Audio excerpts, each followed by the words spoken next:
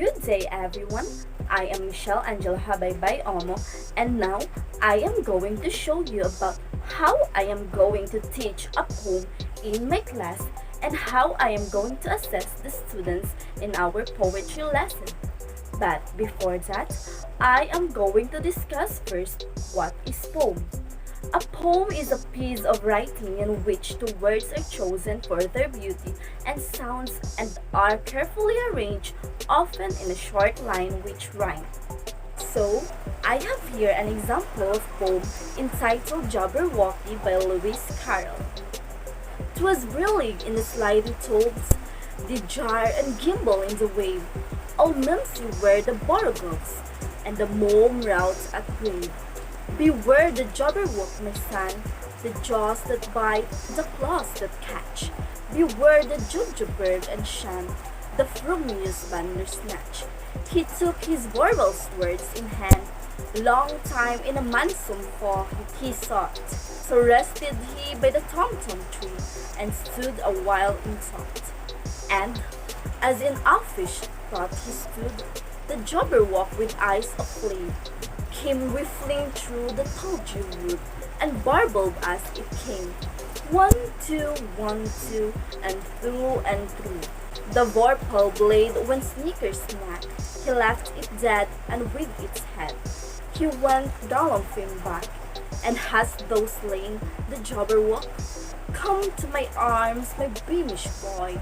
O frabjous day, kalukale, he chortled in his joy. 'Twas brillig in the slithy toves, did jar and gimble in the wave. All mimsy were the borogoves, and the mome rat outbrave. The poem portrays a young boy's parental love and courage. The poem begins when the boy's father hears some strange sounds and warns his son about strange creature that lives in the dense wood with other strange creatures.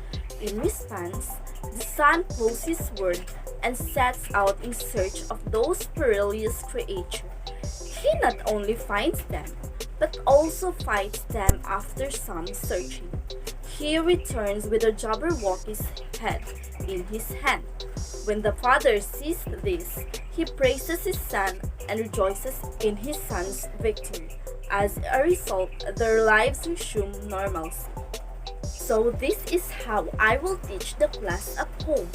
Before presenting it to the class, I will ensure that I correctly pronounce each word. We read the poem at least twice and comprehend what the author is intending to express or what the poem's meaning is. After familiarizing myself from the poem, I will present it to the class. I will read the poem aloud to the students several times.